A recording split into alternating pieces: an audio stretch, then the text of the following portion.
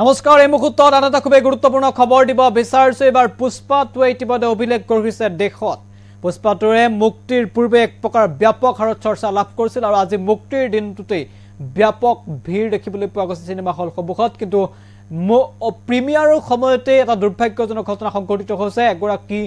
মহিলাৰ মৃত্যু হৈছে আৰু অত্যন্ত ভিৰৰ বাবে প্ৰাণ হেৰুৱাইছে এগৰাকী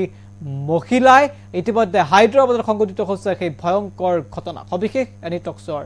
দৰ্শকৰ বাবে আমি জনাইছো গুৰুত্বপূৰ্ণ খবৰ পুষ্পা 2 প্ৰিমিয়াৰ চাবলৈ গৈ প্ৰাণ হেৰুৱালে এগৰাকী মহিলাই মুক্তিৰ পূৰ্বে হায়দৰাবাদত পুষ্পা 2 প্ৰিমিয়াৰ চাবলৈ গৈ ভিৰ অনুৰাগী অত্যাধিক ভিৰৰ বাবে ভয়ংকৰ ঘটনা প্ৰিমিয়াৰৰ সময়ত উপস্থিত আছিল অভিনেতা আল্লু অৰ্জুন অভিনেতাগৰাকীক চাবলৈ অনুৰাগীসকলৰ মাজত হেঁচা ঠেলা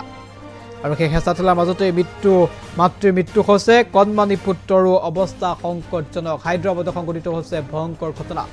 ইতিমধ্যে মুক্তিৰ পূৰ্বে সমগ্ৰ দেশজুৰি বিশেষভাৱে চৰ্চা লাভ কৰিছে পুষ্পা 2 আৰু তাৰ পিছত আজি মুক্তিৰ দিনটো ব্যাপক ভিৰ হলসমূহত দেখিবলৈ পোৱা গৈছে কিন্তু শেহতীয়াকৈ হায়দৰাবাদত অনুষ্ঠিত হৈছিল প্ৰিমিয়াৰ অংশ লৈছিল আল্লু অৰ্জুনে আৰু সেই সময়তে ভয়ংকৰ ঘটনা সংঘটিত হৈছে পদপৃষ্ট হৈ ঠেলা ঘেঁচাৰ বাবে এগৰাকী মহিলাৰ মৃত্যু হৈছে এটি সন্তানৰ অৱস্থাও সংকটজনক এই খবৰে সমগ্ৰ দেশ চুকাৰি গৈছে